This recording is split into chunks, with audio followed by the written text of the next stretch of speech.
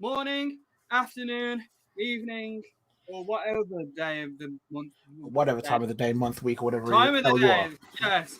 How are we? I am CJ. I am your host, along with my co-host. It's your boy DC. Yes. So it's been an interesting couple weeks, Couple weeks, yeah. really. It's been an interesting couple weeks. Where did we leave off? We left off The with last thing that was said was a me saying that USA would end up winning the gold, and then Richard saying that there was no way, and that I jinxed them, and I told everyone that I told you if I slander you on this podcast, then it leads to success somewhere else. It's a whole thing. Clearly. I mean, the USA did win the gold. They beat Yeah, France France. by 5 points. That's right. A team of all stars beat a team of five NBA players and others by 5 points. Woo! What a 5 points. surprise! After being down by 15 at one point, I think. I'm mad. I didn't see the game. I just saw the result and was like, yeah, that's expected. Yeah, it's kind of expected. Also, the times that it's on was just weird. Even weirder than like American times. Yeah, it was like 4 a.m. for us. Yeah, no, not happening. Yeah. But yeah, I mean, yeah. I'll be honest. USA won. I've got nothing to really say In about other USA news, winning. water wet. Yeah, I think I enjoyed the Slovenia France semi-final more than I enjoyed. I saw the highlights of the final. The Slovenia France semi-final was nice, but yeah, Slovenia were always gonna go pretty far. I was like really hoping they'd actually make the finals. I thought they it was were. just France versus USA. Yeah, And like it seemed like poetic justice that France would end up they would end up beating the team that beat them in the first game of this tournament. If only we got another showing from Evan fucking Fournier, then it might have been a different headline. But that's not the point. The point here is, but now, yeah, it's expected. I think Slovenia versus USA would have been more fun because I wanted to see what Luka Doncic was going to do. I thought he generally would have scored like 70 points, just every possession shots. Also, you muted. Motherfucker would have tried. Yeah, he would have. Wait, fair play to you. Say you're the overall performance and you did it. Well done. Well done. I think the biggest story is the fact that the parity between USA and the European teams and other teams like Australia and Nigeria, like the world teams, basically. Yeah. That parity is shrinking, which is great news for the world. Yep. Not so great news for America. I think you can very much attribute how the NBA have played their games. And I know, right, it seems a bit weird that the Olympics have happened and then they've brought out this rule to try and curb offensive. To try and gamesmanship.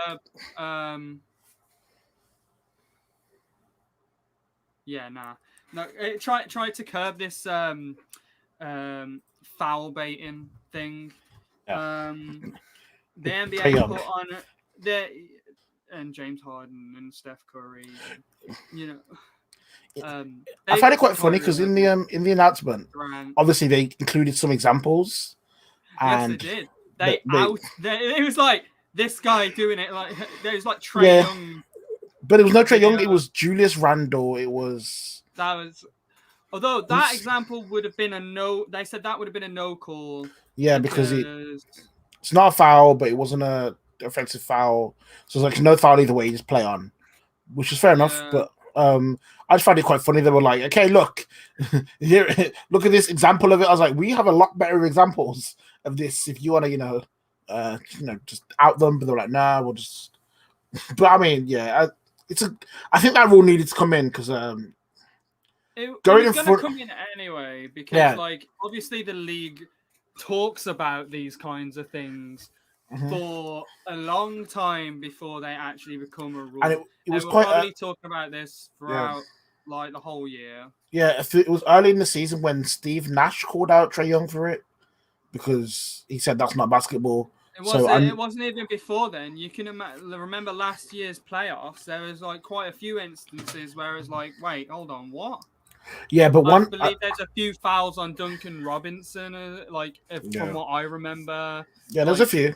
late in the But playoff. when the Steve Nash thing happened, I do remember that's when it did become known that they were already looking at it and looking at obviously rule changes because they were going along that. So it's something that's been looked at for a while. And I'm assuming that now, obviously, now is the official mandate that is like if you do this, it's a foul to hit. Which I was reading through, I was like, okay, so that bit's a defensive foul, but that bit's that, and I was like, okay, just you now can't run in front of the defenders, take a shot, jump back into them, and claim contact, which is nice.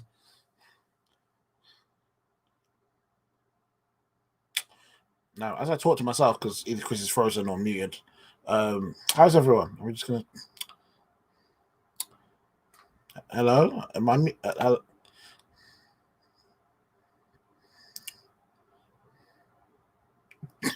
But yeah, while we work this bit out, I think what's something? So while Chris is restarting, I think it's a good rule. I think it's something that needed to come in. I think when you're looking at playing basketball, and obviously,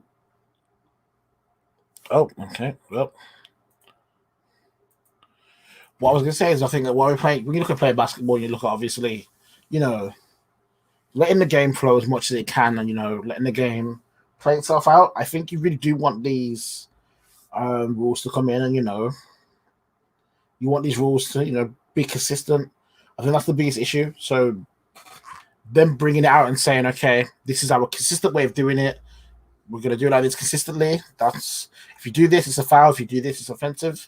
I think that's a good thing to do. And as long as the referees enforce it well, then we'll be fine. I think as long as the referees enforce it consistently, it'll be good. I think it's going to stop the Trae Youngs and the James Hardens just trying to buy as many fouls as they can to get back in, which is a really good thing because it gets frustrating sometimes as a fan watching the game and seeing people just trying to buy fouls instead of actually trying to, create scoring moments and, it's inflating figures. And, as much as that's why a lot of the time James Harden was getting great scores, great points per game. Like he went on a run of 30 points per game consistently. But then when it comes to the playoffs, it wasn't working because he wasn't getting the same calls. I think if we keep them same calls throughout the whole season, everyone knows the rules. You can't do it, then there'll be no issue. But yeah,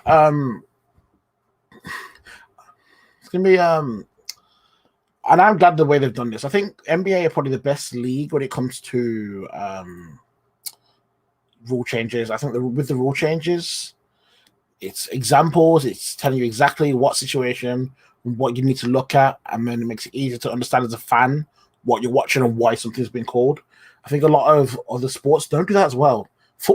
American football is one for sure where when rule changes come in, a lot of the times you just have to rely on the commentary, whereas that NBA thread where they basically said this is a foul, this isn't, this is what you're going to do. I think that's the perfect way to do it. It's a perfect way to kind of say, okay, we're starting now, this is it. If you're going through it, so it literally says that there's moves by offensive players that will meet this criteria is if a shooter kicks his legs out to an abnormal angle, or if his off arm hooks the defender, which we see a lot of.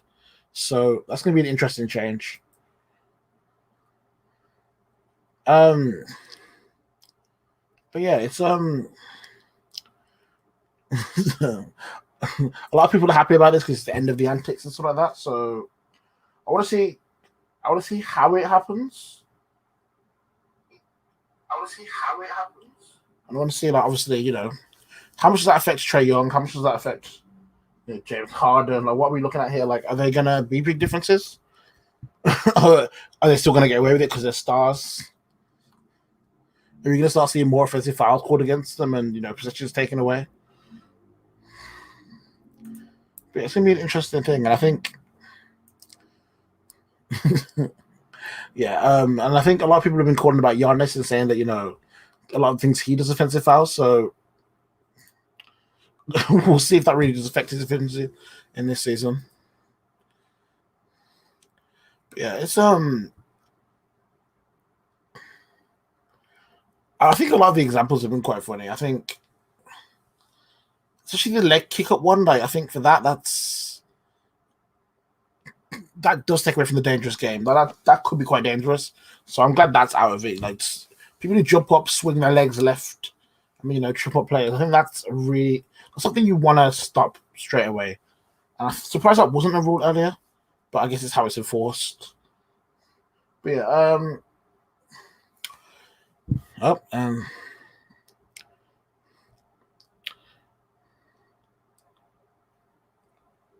is he back? I'm back. Hi, Chris. Anyway, where were we? Well, I just spent about 5 minutes on what the rule changes, but yeah, so Chris, do you have any actual strong thoughts on it? You know, why can't I hear you? Can't hear me? Can you not hear the velvety tones of my voice? Oh no, this is horrific. But yeah, I'm gonna just keep talking while Chris tries to work out if he can hear me or not. I don't think my mic's gone. Let me just check. Yep, still can't hear you. Okay, my mic's fine, so it's just Chris. Oh, he muted himself. So, see, this is the behind the scenes of the TimeOut podcast. Whoa. Did you plug something in? Hello? Still can't hear me. But yeah,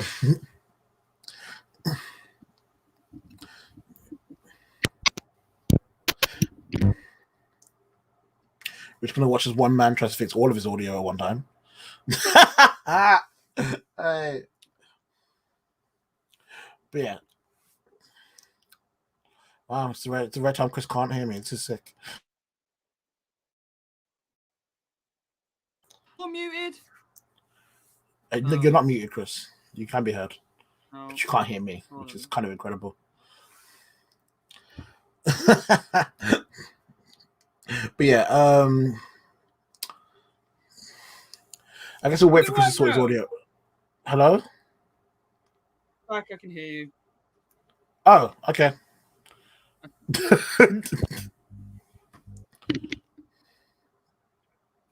For a little computer there, little blue screen. Can I hear you? Hey. No, I can't hear you. What the fuck is this?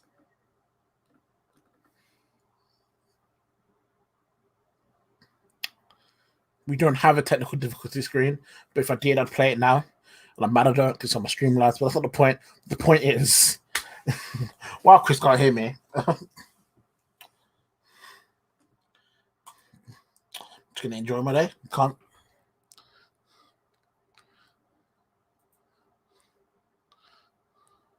But now, oh.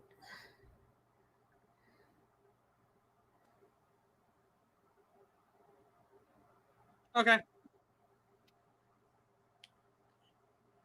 Okay. No! For like 5 fucking minutes and then it kicks you off. I don't know what is happening, sir.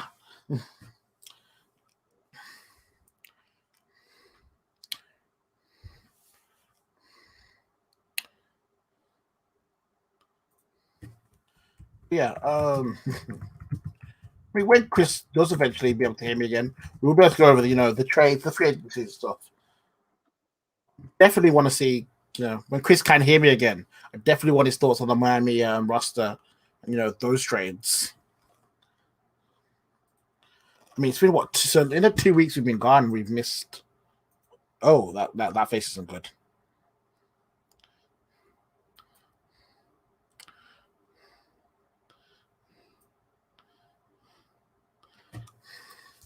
Okay, but yeah, so yeah, we'll go over the Miami Heat trades, the trade between Lakers and the Wizards, which really could be interesting.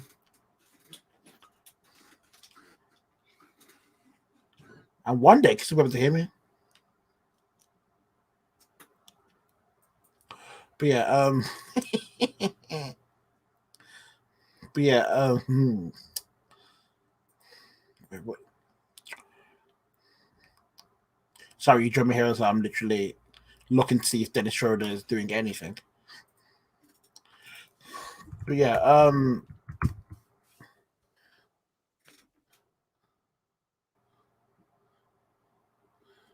and now he's saying that Chris has gone for a change of headset. Will this be effective?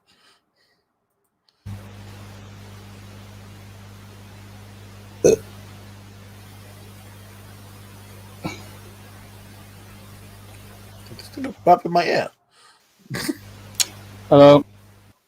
Hello? Okay, this works. For now. Okay. This'll fucking do. For now. I got fixes welcome to back. make. Thanks. So where were we? I was just asking you if you had any major thoughts on the rule changes. Right, these rule changes. I think it's a great idea. I think it makes sense that it'd be an offensive foul because you're trying. It's foul baiting, and like you could cause harm. Like if you kick your leg out or try and initiate a contact, then you're the one. It's like punching another person and then crying victim. It makes sense. So I'm fine with this rule. It's going to be very interesting to see how players like Trae Young and Luka does it sometimes too, and Kevin Durant does it a lot, and James Harden definitely does. I don't think it's going to have such a massive. I don't think it's going to have a massive effect on them, but it will have a little bit, and you'll see like, oh no, it's just something in the game that people don't really need to see. Yeah. So I mean, while you were gone, I was just saying that for me, I think the leg kicking out one especially is a good one because you're looking at a lot of plays that could potentially be dangerous while trying to draw a foul, and I was like, okay, if you're looking at that, I think that's a really good idea. I know that a lot of people have said that like they accuse Giannis, Trae Young, KD, James Harden, like you said, of doing that. I don't think it's going to affect them too much, but it will be nice to see some random offensive fouls called because you are trying so hard to get to the line that you end up giving away a foul. It's little details that will make or break a tight game. Yeah, and but it's not going to affect the games of these you're not players. Gonna. Yeah, and I think one thing I said when you weren't here is that for me, I do like the way the NBA have brought the rule in. It's kind of like, okay, this is A, B, C. If you do this and the referee judges this, then that's a foul. Whereas sometimes, like, if I watch a lot of NFL, American football, and sometimes the rule changes in that, not always the clearest. It's under a lot of guidelines. You don't understand it, and then it makes it easier to follow on as a fan. So I'm glad they've said, okay, if you do this, what was really good is the examples that they gave because it was like, oh right, yeah, okay. The one with the leg kick out, I was like, why are your legs there? Unnatural position. That's a foul. Now I see what you're looking for. So I like this. But yeah, so they've been brought in and they start from the summer league. So now, speaking of summer league, the NBA draft happened while we were away. Oh yeah, we missed it. I mean, that happened. Well, I kind of watched a bit of it. It was a standard draft. Well, there were some weird ones because you had Scotty Barnes getting drafted at number 4 by Toronto, which everyone thought was a bit of a weird pickup, but he had a good debut. He had a good debut for them in the summer league, so I mean it's promising. It was a pretty good pick. He had 8 points, 10 rebounds, 5 assists, 2 steals, 1 block, and it was plus 11, plus minus. So decent. Kate Cunningham obviously went number 1. Who went number 2? Let me put up the draft order. If you put up the draft order. I wasn't really well into college basketball this year because I kind of forgot. Yeah, to be honest, same. I don't think that's not a knock on them, but to be honest, I just think it was kind of okay. It's been one of them years, isn't it? But Kate Cunningham was number 1. Oh, yeah, Jalen Green was number 2. Jalen Green number 2. Yeah, that was expected. Yeah. Number 3 was a point guard. Evan Mobley. One sec. I'm trying to pull this up. No, it wasn't. It was a forward. Damn it, Evan Mobley. People saw that come in too. There you go. I cannot see that. Hold on, let me full screen us. Okay, you got Kate Cunningham number 1. Scotty Barnes, Jalen Suggs to Magic. That was a good pick for them. Yeah. Josh Giddey. Josh Giddey is the guy that had like Wait, it was that meme with the. Hold on, I sent it to you. Was it on Instagram? I think it was. I think so. Yeah. Yeah. So, Josh Geedy, weaknesses: ball handling, shot creation, assertiveness, Yeah. outlet shooting, on-ball defense, athleticism. So Bro, his so his weakness weaknesses. is basketball, then, yeah. Yeah. Mm-hmm. But yeah, I Bro, think why is on this. it? That one was a funny one. From what I heard, he's a player with good potential, but it's very raw. It's very raw. Yeah. I'm just looking through this list. I mean, it's not really anything standard. I think the ones we expected to go early went early, and then apart from that, it's been There was one that went pretty late, and I can't remember who it was. I can't remember who it was. Can you scroll down a bit more? I can do. I think it was it Moses Moody. I can't remember. No, I can't remember. There was one guy who was just like expected to Wait, go pretty. sorry. This name right here got me. What the? How does one? Nashon Highland. Nah, Sean. Nah, son. Highland. Nah, Yes. Sean. But yeah, apart from that, I think. Yeah. Pretty I mean, standard draft. I think I'm not gonna lie. I think if anything, I enjoyed the draft conversation of just stop spoiling the draft room. I'm trying to watch it more than I enjoyed the actual. Yeah. Moment. It's I'm trying to watch the draft. Don't tell me who's already been drafted. I want to see it. But yeah, Insane, absolutely insane. Have you watched any of the summer league this year? It's literally only just started. Wow, have you watched any? I saw the Hornets game yesterday. No, I did not. Leangelo Ball dropped 16. 16. He scored. Yeah, he dropped 16 with 5 threes, right? Yep, dropped 5 threes. Interesting. 60. It was a big game for him. I was finding it funny because obviously LeVar Ball wore it. I told you so, but he hit 5 for 8 3-pointers, 50% from the field, 2 rebounds, 2 assists, 2 steals, and got a 4-point play, which was but cool. I mean, it's still the summer league. Yeah. Right. No one has ever questioned whether Leangelo Ball can play basketball. He's a good player on his day. It's the consistency that needs to start showing out. Charlotte have given him this chance, and hopefully he can take it and start, being consistent. Yeah. I don't think anyone, unlike his brothers, I don't think anyone's thinking superstar, but he could possibly be a valuable 3-pointer, a scorer from outside. Yeah, I don't think he's much of a defender, but no, not really. But he's 22. I think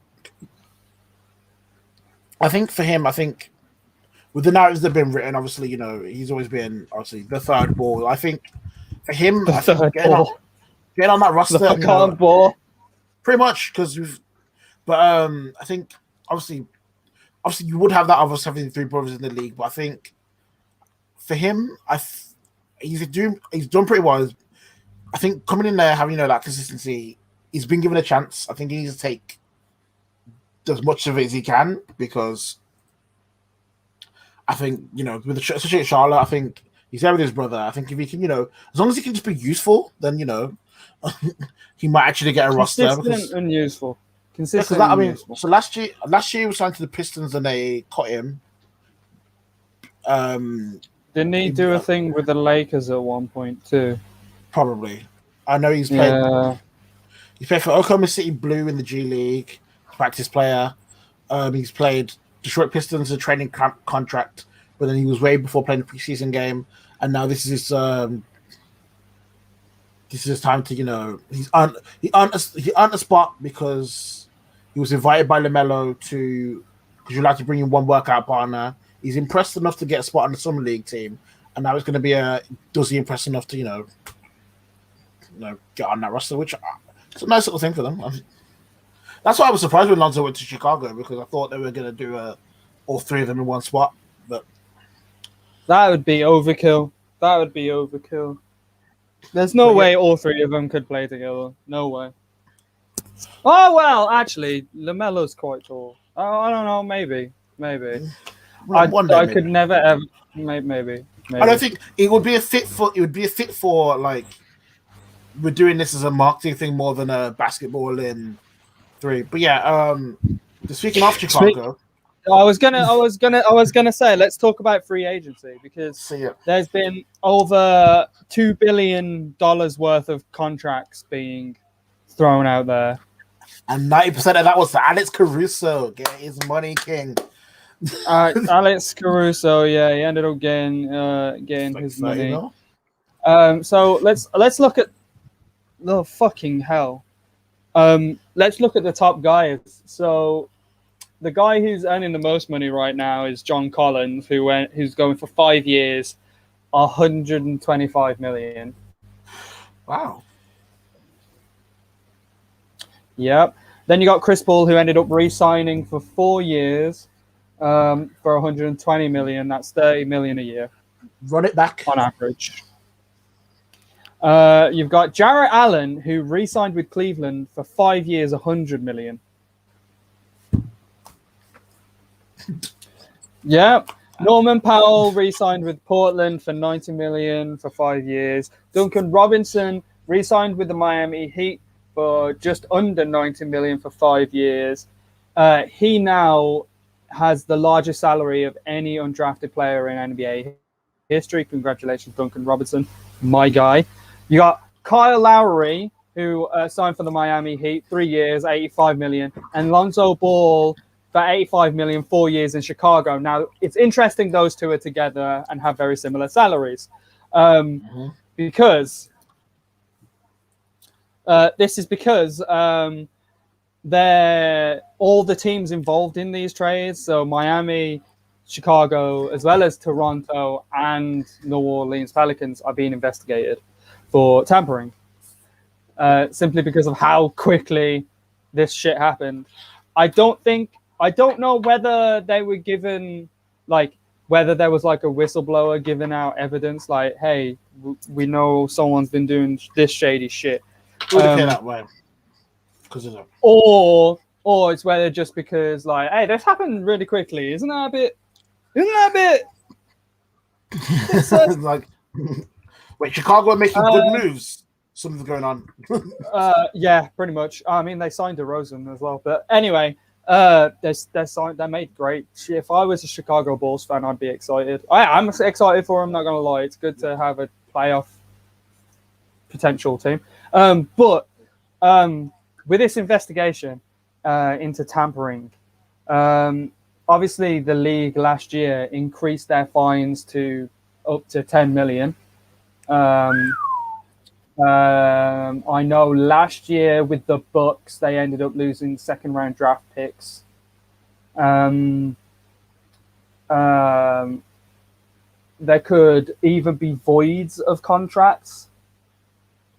So, like, with the things like the Miami Heat, it might not matter because with that sign and trade, it feels like both sides are pretty happy with it. So if a contract gets void, they'll just do the same thing again. It doesn't matter.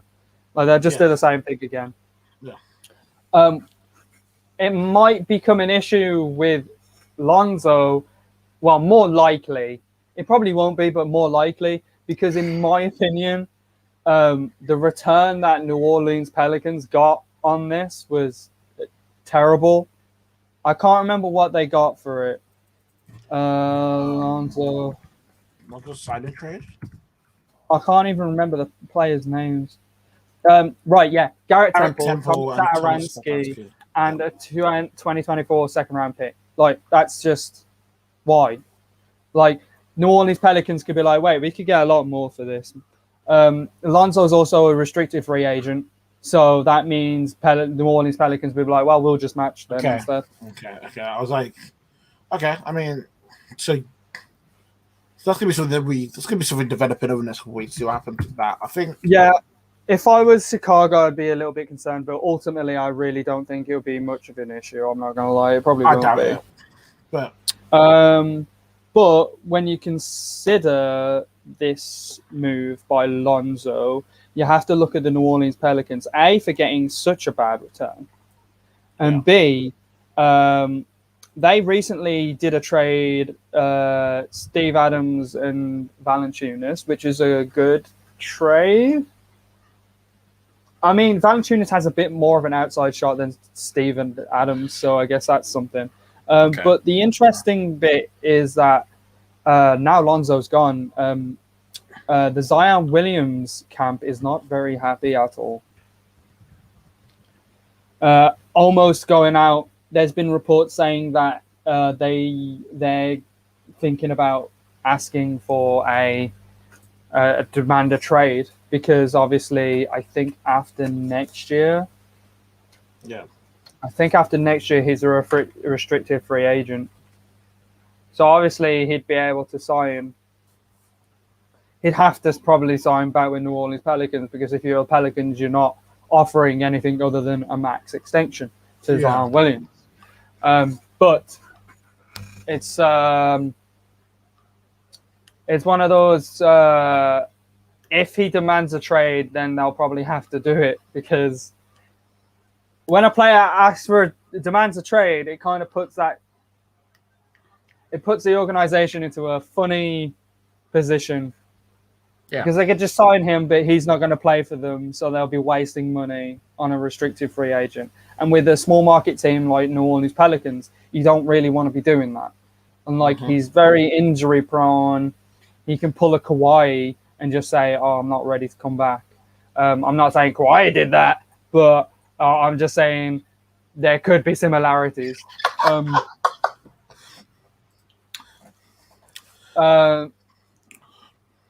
I fully believe Kawhi was genuinely probably kind of injured. Not probably kind of injured.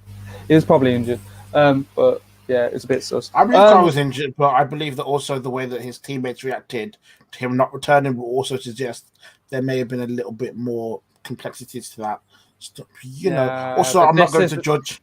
I'm not going to judge start after he has a. But yeah, no, I think that's I think quite interesting. I think 1 sec. Well, while Chris is untangled himself, what's up? I think the Zion thing.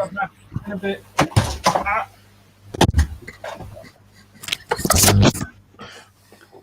Yeah, sorry, carry on.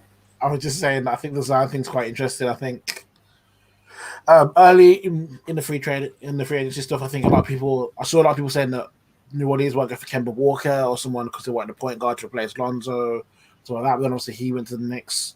You're looking at two players. I can understand why the Zion camp aren't happy, and I think for Zion, he's got to be smart with the moves he makes, and obviously he doesn't want to be trapped in a New Orleans team that aren't ever going to get past. I remember when Zion was drafted, and when not when Zion was drafted, sorry, but when New Orleans Pelicans won the #1 trade, because it was Zion's going to New Orleans. Cool. That's a bit shit. Yep, pretty much. And everyone was like, "Oh yeah, New York is gonna go to New York." Yeah. I think when Zion was available, I think everyone was looking at the Knicks like that's perfect.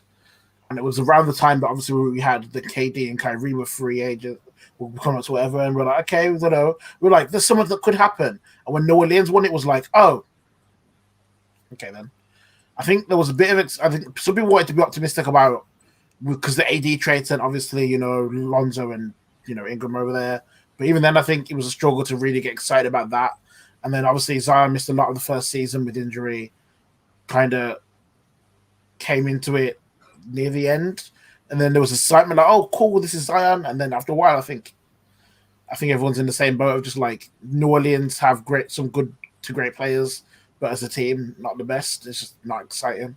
So I'd see why if you were part of Zion's representative and you're looking at a guy who literally has the wealth of merchandise and sponsorship opportunities around him, also there's probably the skills and qualities to be someone who can win titles and be I think you're looking at New Orleans and going, we need more than, if you're doing a sign and trade for Lonzo Ball, we probably need more than, these little two pieces like Garrett, Temple, whoever you're bringing back.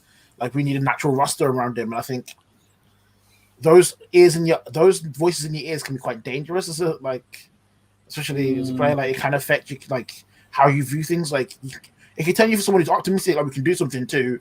Why am I really putting my body on the line every game? And the last thing anyone wants to see is a Zion that's performing at 60%, going, I don't really want to be here, but I'll just stay here, and like it's not what you want to see.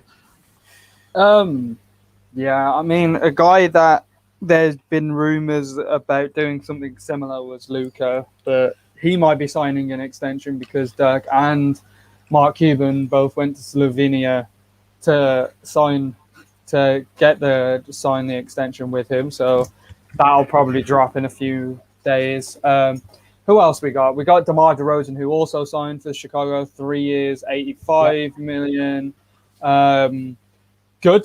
Good signing for Chicago. I'd probably say they're a 6th seed because I'd definitely put Miami above them. I'd put, obviously, you got the Bucks, Brooklyn, the Bucks. You've got Philly, and you've got Miami. I think it would be 6. Boston. You know, I think they're definitely like fighting for that 5 to 8 seed. They're a playoff contention team, but they're not. They are like Atlanta 6, 7, as well. Atlanta too. Yeah, the Knicks as well. Like you've got a lot of teams around it. You know. I mean, speaking of the Knicks, they signed Evan Fournier for a 4-year, $78 million deal. They also ended up signing Kemba Walker. Yep. I'm not entirely sure how much he signed for. I don't know. No, I can find out. He did. I don't think it was that much.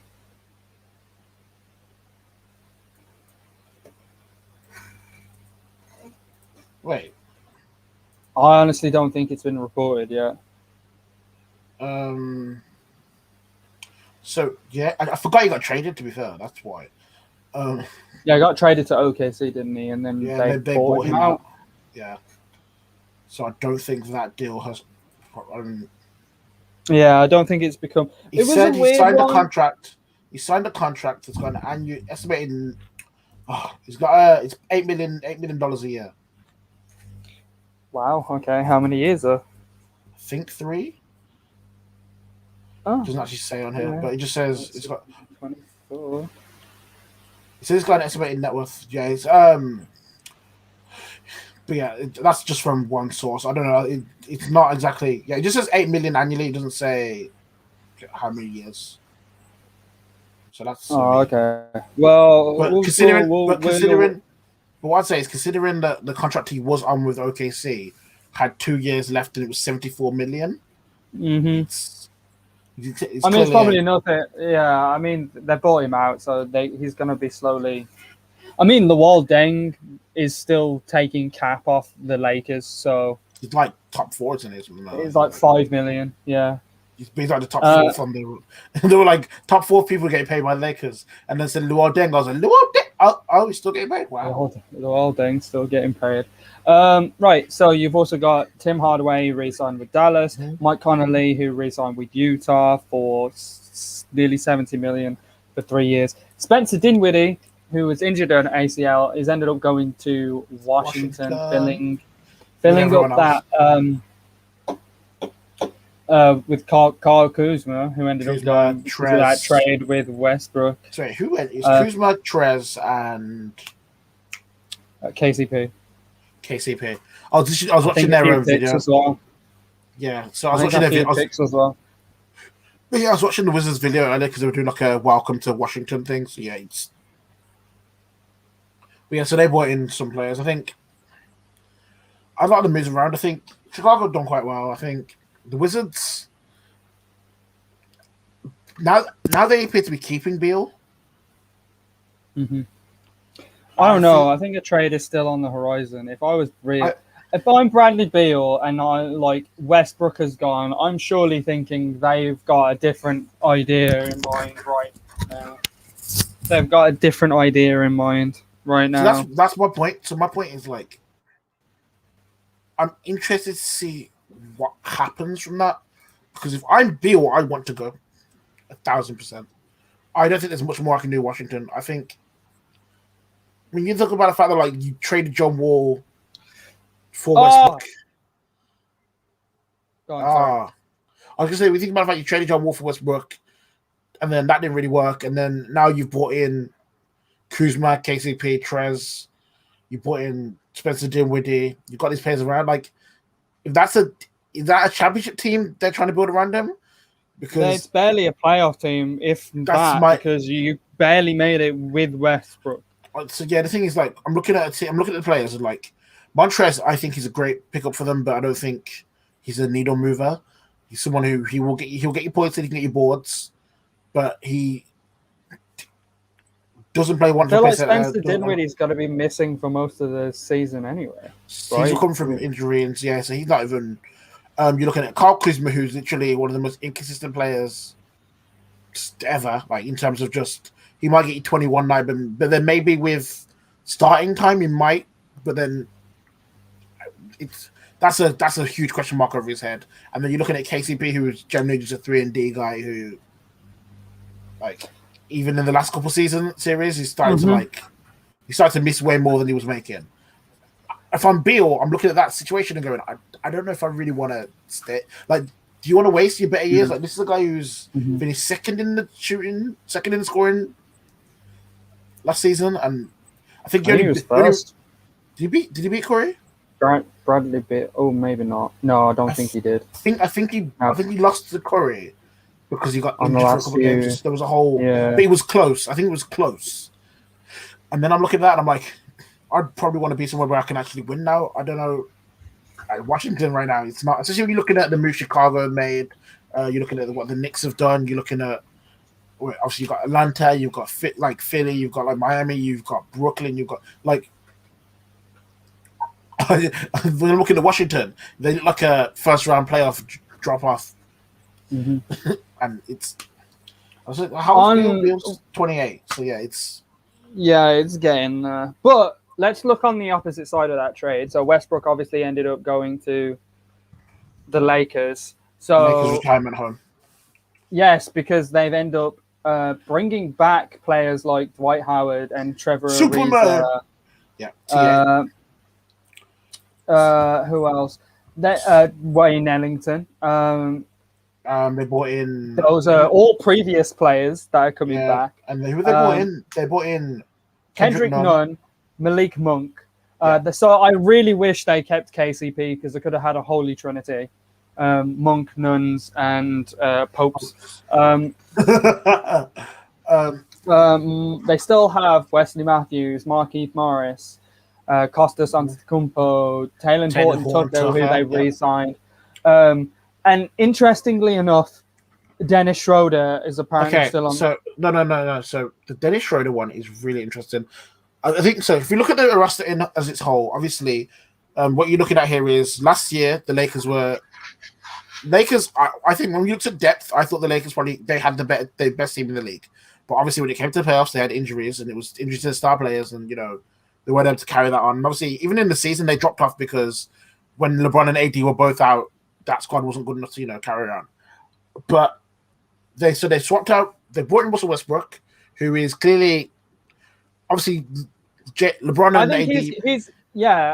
Don't be surprised if this season is going to be the season where LeBron makes his most catch and shoot threes and stuff like that. So I was going to say because Westbrook is going to take a lot of that burden off of LeBron, who's been getting injured a lot. Well, I wouldn't say a lot, but a lot in terms of it's a lot more than he ever was. Because obviously, I don't think, and I think this isn't a thing of age. Well, no, it is age because obviously your body's good, but I don't think. I think LeBron's smart enough. It's a combination of age and usage levels and how much time to do. And I think when you're looking at LeBron and AD went to meet with Westbrook, and they obviously had discussions about, how they'd play if they were ever going to do this, and whatever. And obviously they made that decision that they think that together they can work together. I think that part of that is going to be LeBron accepting the fact that Russ may just have to have the ball a lot of the times, and LeBron is going to have to be that guy who is off the ball more, or can take more breaks. Well, that's the thing. I think this works a hell of a lot better than a lot of people think. I think my initial fears were going to be obviously the obvious. We missed a player Who? that signed for the Lakers. Melo. I forgot. How did I forget? Carmelo Anthony. LeBron James is going to get his buddy a ring.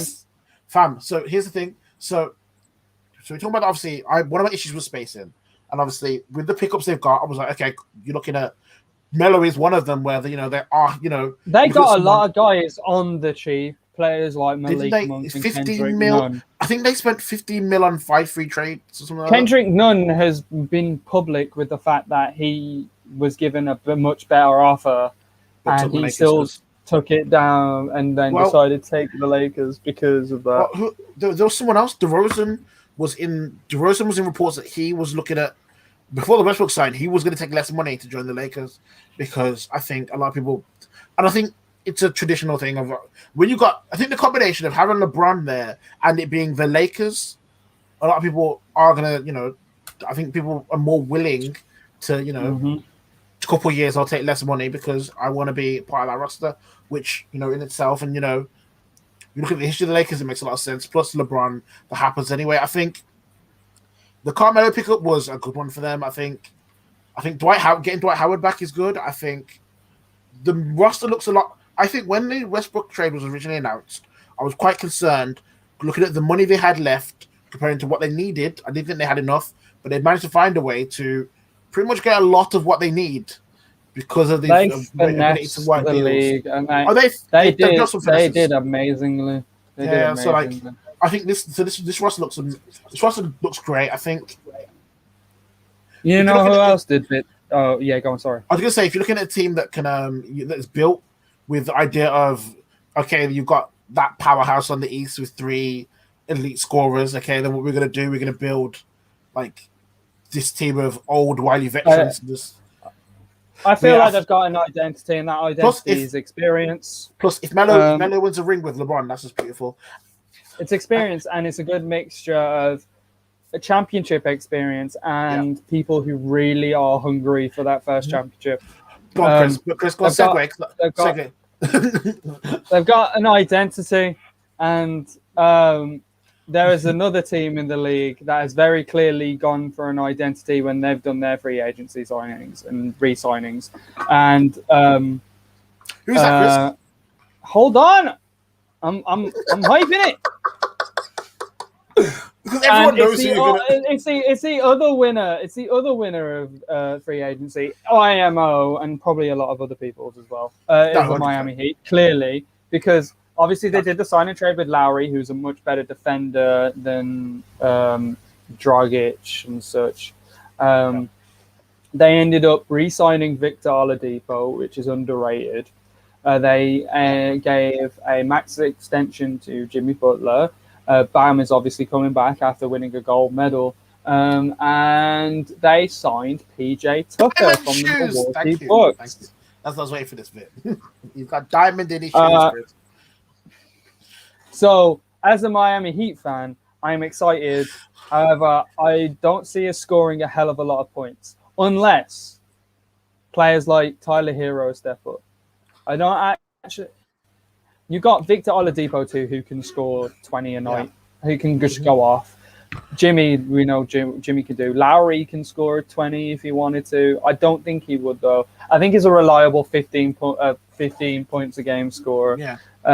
I think it's just scoring really. I think the Miami. So. I think because the two things. I think the first thing is I think keeping obviously Duncan Robinson and not having to trade for keeping Duncan Robinson was so important because the spacing on his team needs to happen. Yeah, and I think obviously so keeping your stars and your needed players while also bringing in players who are upgrades or equivalents of players you already had. So obviously Larry for Dragic, without obviously Boyd P and Tucker. Like that's a lot of defensive. Like basically, you can look at that Miami team and you can see exactly what type of games are being played. I think 2 is re-signed Dwayne Dedman as well, and Gabe Vincent. Gabe Vincent. But yeah, you're looking at a roster that's built, and it's like you're looking at it, you're like, okay, this is a team that is going to be very hard to beat, hard to score against. They're not going to be fun to play, and I think that meets the that kind Miami of culture. Yeah, it's their identity. It makes sense. But yeah, yeah. But yeah, I think one of the things you said was that this is a big season for Jimmy Butler. Mm-hmm. So, what do you think he needs to do this season? I don't think he needs to do much. I think it's players like Bam and Tyler Hero that need to do stuff. But Jimmy needs to stay healthy is what he needs to do. What in the hell? I don't know. I'm okay with this. Anyway. Oh my god, the Brooklyn Nets fans found us. Oh no. Oh god. Oh god, no.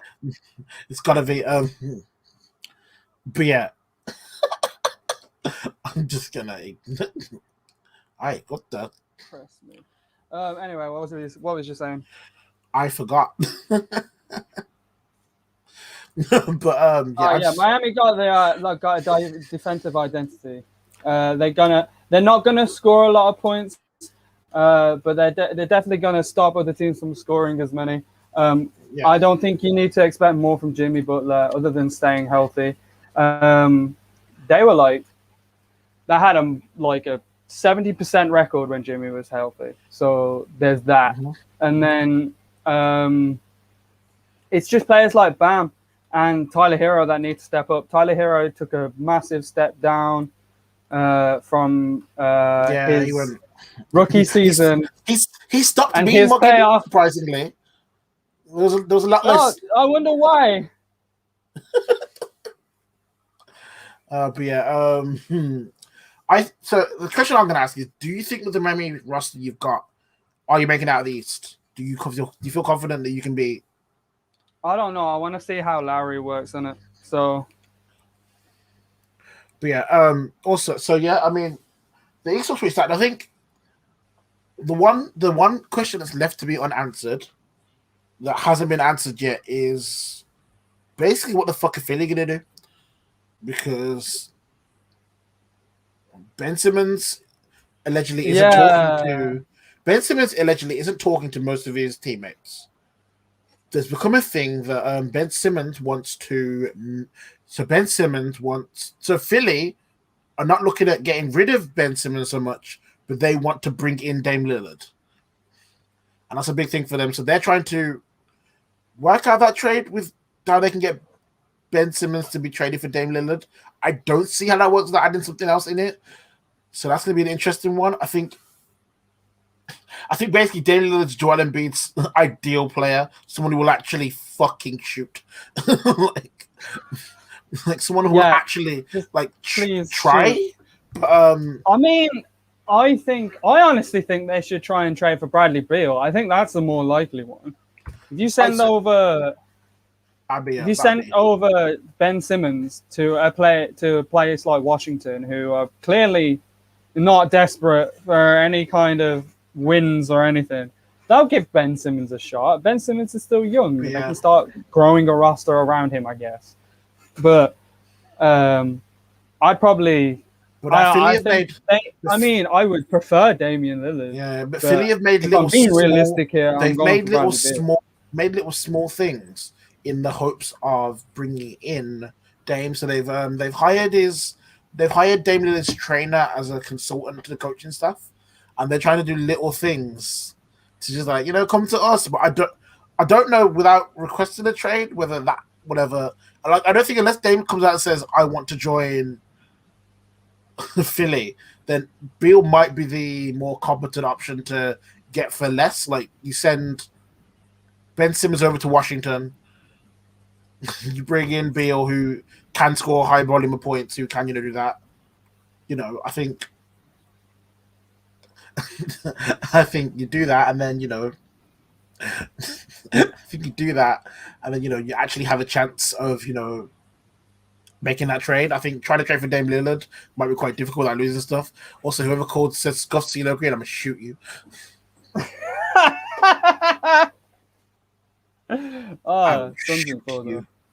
And then forget you. Suns in 4. It's a shame they lost in 6 though. Suns in 4 what? Suns for where? Suns for do what? 4 years. Suns in 4 months will be Chris 8th. Paul. Suns in 4 years. Suns in 4 decades. I think it's 40. That's the age that Chris Paul's gonna get his ring. Suns be in when he 40. finishes contract there. Well, that makes sense.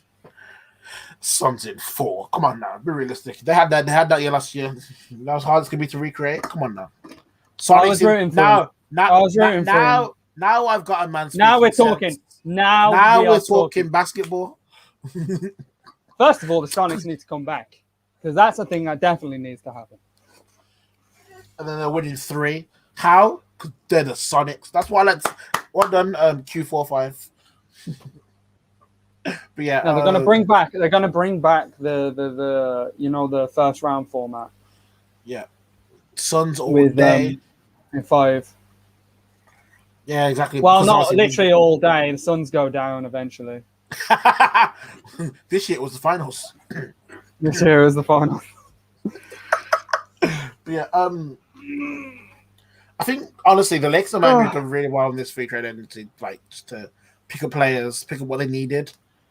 I think Chicago have done pretty well. I mean, Chicago are definitely winners. Paying Alex Caruso $37 million over 4 years was a bit surprising. I forgot about that. They signed the GOAT. What am I talking about? Yeah, 37 mil for 4 years. I was like, okay, I was a bit surprised, but we move, and then after that, Knicks have done okay, and then I don't think the other teams not really done much.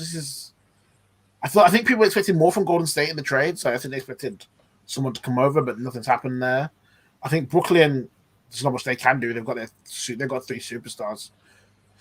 I think there's still a lot to happen. I mean, like we said, there's Ben Simmons speculation, Damian Lillard speculation, Bradley Beal speculation, although that's died down quite a lot. There's that investigation with all 4 teams involved in the Lowry and Lonzo sign and trades. You know, so you know what? I guess we'll probably have a lot to talk about in the next 2 weeks. Yep. All right, and on that note, I think we're going to take a timeout. Yep. Sonics in 3. Sonics in 3. Timeout. I'm gonna shoot you, motherfucker.